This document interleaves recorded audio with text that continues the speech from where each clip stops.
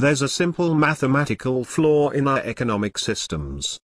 This flaw is at the root of economic recessions, our ever-increasing debt, and the massive gap between the rich and the poor. You might think that it is absurd that in this day and age, a simple mathematical flaw could still exist in our economic systems. Not to even mention how absurd it sounds that such a flaw is at the root of the world's economic problems. But spare me only 15 minutes to explain this flaw. I promise it will be worth your time. Over the last 5,000 years, humanity has moved back and forth between two forms of money: credit money, and gold or silver-backed money. The cycle begins with the age of the first agrarian empires. This period was dominated by credit money. This is followed by the axial age, which saw the rise of coinage, and the metal bullion. The Middle Ages saw a return to credit money. The age of the capitalist empires is next, with a massive planetary shift to gold and silver bullion. This age effectively ended in 1933, with the end of the gold standard. 1933 saw the return to a credit money system. However, our current credit money system is different from the credit money systems of prior ages. Under the influence of what is called fractional reserve banking, our current credit money system bears the same main characteristic as gold-backed money systems. Therefore, our current credit money period has social and economic conditions similar to that experienced during gold-backed money periods. These conditions are strikingly different to that experienced during true credit money periods. Periods dominated by credit money have stable debt levels and stable economies. In contrast, periods dominated by gold-backed money are rife with devastating debt and economic crises. Credit money periods are peaceful and lack wars and violence. Peace. Periods of gold-backed money are rife with wars and violence. Credit money periods are virtually free from chattel slavery and debt servitude, and feature high income equality. I am a free man. I'm not a slave to my debt. No one is poor, and no one is a billionaire either. On the other hand, gold-backed money periods have widespread slavery or debt servitude. Income equality is low, with a small minority of extremely wealthy individuals and many poor people. The middle class is enslaved to ever-increasing debt. Yes, master. I'm a slave to debt. I have little money. I'm a billionaire. The reason why the social and economic conditions are opposingly different during credit money and gold-backed money periods is because of interest. Credit money is interest-free, whereas gold-backed money bears interest. Bank loans under our current credit money system cannot logically bear interest. It's not a matter of ideology, it's a matter of mathematics. Bank loans can only bear a credit risk premium, which is a small fee, and is already currently collected by banks. To prove this, let's go back to the beginning of money. Most economists explain the origins of money as an invention to improve on bartering. I don't want apples, and in any case, my cow is worth far more than 3 apples.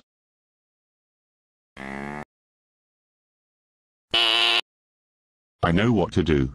I'll trade you gold nuggets, which you can then trade with another person that has to offer what you want. Thank you. However, this familiar story told by economists to explain the invention of money is not actually how it happened. Firstly, for almost a century, anthropologists have been dispelling the myth of barter, as historical evidence suggests a different story. That's not to say that bartering never happened, but that it only happened on a small scale, and was never the main means of trade. Secondly, coin money, like gold or silver-backed money, was not our first form of money. Credit money was first. Here's how the real story goes. I have an extra cow that I don't need. I need a cow. I will accept a debt obligation in exchange for the cow. Here's my signed debt obligation. The equivalent of 1 cow, due in 3 months' time. Thank you. The reason why the debtor did not offer to pay back the equivalent of 1 cow, plus a bit extra to cover interest on the debt, was because the debt obligation held no opportunity cost. In other words, the creditor did not have to hold on to the debt obligation until it matured in 3 months' time. Since the debtor was known by the entire community, other community members would accept the debt obligation as payment, and the creditor could immediately buy goods and services with it. It was as good as cash. Debt obligations did therefore not bear any interest.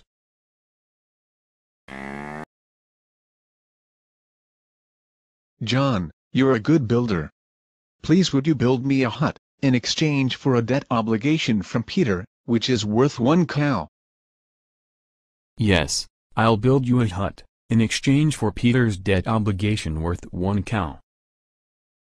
Debt obligations, also called credit money, were passed on from person to person as payment for goods and services. When a debt obligation became due, the current holder of the debt obligation would claim the debt from the person that created and signed the debt obligation. The debtor would settle the debt with an equivalent amount of credit money, which the debtor had earned since creating the debt obligation a few months earlier. In these communities, very few people ever defaulted on their debt obligations. This was because fellow traders knew each other well and could judge each other's credit risk accurately. Traders also made sure to meet their debt obligations, as not doing so made future trading impossible. The credit money used by these communities was interest-free, as the money was not borrowed from anyone. There were no deposit holders to pay interest to. In economic jargon, there was no opportunity cost, and virtually no credit risk, which made it mathematically illogical to charge interest. The amount of debt obligations that any trader could create was limited to how much fellow traders were willing to accept. Therefore, the amount of credit money circulating in a community was always limited by the creditworthiness of the community. Also, the amount of credit money in circulation always matched the amount of products and services traded in the community. Credit money was therefore inflation-free. Once these communities wanted to expand their trade to distant communities, they couldn't accept debt obligations as payment from traders in these distant communities, as they couldn't judge the credit risk of people they did not know. Bartering was not a solution. It was impractical and could only be used on rare occasions. These communities considered using high-value durable items, such as gold or silver, to trade with strangers. But they thought it through and quickly realized the following. If the community decided to use gold to trade with strangers, the value of gold would go up immediately. Gold mining would become much more viable and gold prospecting would increase. When new gold deposits were discovered, the prospector's wealth would suddenly increase tremendously. Since the value of goods and services traded in the communities would remain unchanged, while the supply of gold money increased, inflation would occur, reducing the wealth of all community members in the same proportion. But even after inflation, the prospector's wealth would still have increased drastically, while the rest of the community's wealth would have decreased drastically. By using gold as money, community members would be gambling with their wealth. Another important consequence would be interest. Since gold money is by definition scarce, there would not be enough gold money for everyone to trade their goods and services with. Those that are short of gold money would have to borrow it from the few that hold the gold supply, and pay them interest for doing so. Gold money would introduce interest to their society. Over time the effects of inflation and interest would erode the wealth of the poor and middle classes. Even though the wealthy would also be subject to inflation, their newly found interest earnings would more than compensate for inflation. And as the poor and middle classes become poorer, they would be willing to work for less and less money, providing cheaper labor for the wealthy. These communities realized that gold money would wreak economic and social havoc to their communities. Gold-backed money produces inflation. Gold-backed money introduces interest. Gold-backed money redistributes wealth disproportionately to the production ability of the community. The resulting low income equality leads to an increase in crime, violence and social unrest. In contrast to what some economists say, gold-backed money does not remove credit risk. The scarcity of gold leads to borrowing, which introduces credit risk back into the equation. Gold money was clearly not an option, so these communities came together and devised a plan to create a central credit clearinghouse, to extend their credit money systems to strangers in distant communities.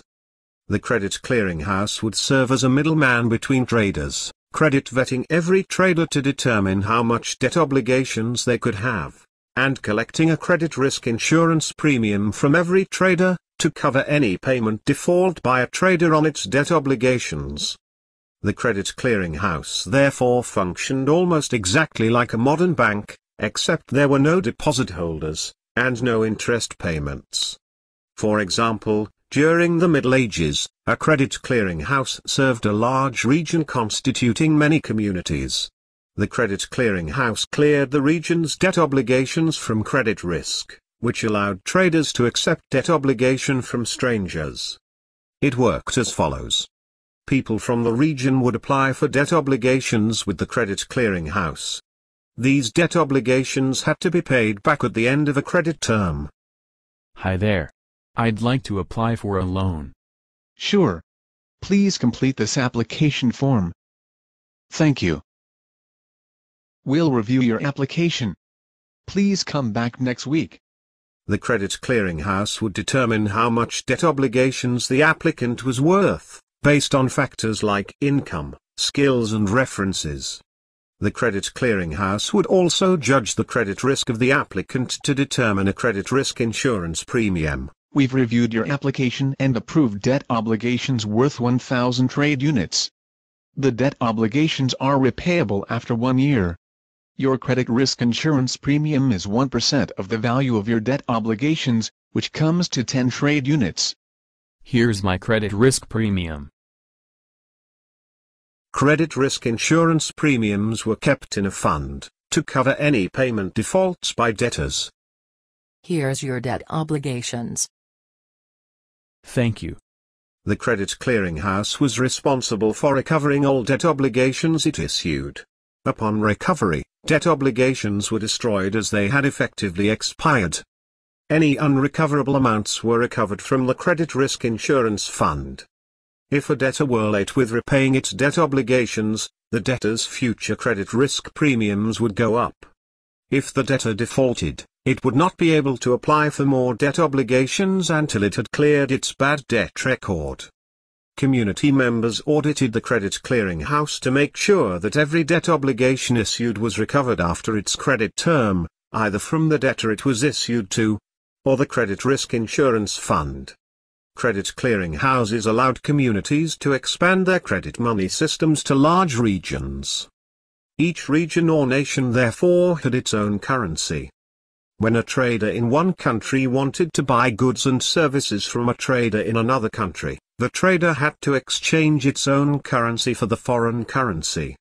At a foreign exchange house, just like we do in the 21st century, credit money facilitated local and international trade without introducing inflation or interest to economies. So why did we start using gold and silver to trade our goods and services with? We were forced to. During the 15th century, leaders across Europe and China started declaring gold and silver as the only legal tender for paying taxes, and outlawed credit money. From that point onwards, inflation and interest became part of our society. Those that did not hold enough gold to trade their goods and services with, had to rent it from the few that held the gold supply. From that point onwards, interest continually transferred money from the majority to a wealthy minority, concentrating wealth in the hands of a few. Eventually, the unsustainable gold money system started showing cracks, But instead of going back to interest-free credit money, and enjoying a fair and stable money system, fractional reserve banking was created. It allowed banks to lend out credit money, at interest. With the interest earned on credit money, paid over to deposit holders of banks, even though deposit holders' money is effectively not lent out. The seeming complexity of fractional reserve banking obscures the fact that banks do not effectively lend out deposit holders' money, but issue borrowers with credit money.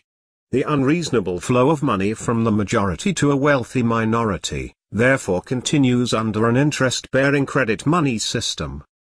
We might no longer be at the mercy of the inflation produced by the discovery of new gold deposits, but by charging interest on credit money, inflation is introduced once again. As credit money is created out of debt, all our money in circulation carries interest. Therefore, our money supply needs to constantly expand to keep up with our interest charges, even when the amount of products and services traded in the economy remains constant. Therefore, interest-bearing credit money causes inflation. Interest-bearing money has had a powerful and pervasive effect on society over the last 500 years. Concentration of wealth in the hands of a few. Business dominated by a wealthy minority. Debt enslavement of the majority. Inflation, bankruptcies and recessions are mathematically inevitable. Environmental destruction at the hands of desperate debt slaves. Taxes inflated because of interest on government debt.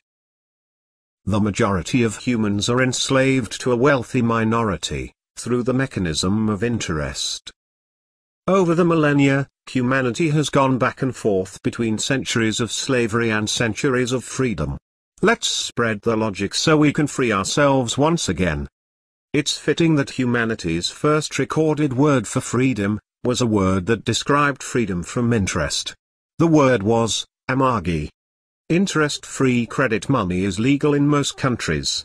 Therefore, we can once again create our own interest-free credit money systems as a solution to our current economic crises. To learn more about the problem of interest, its negative consequences and the interest-free solution that is freeing people, go to www.amagi.co.za and www.naturalex.org.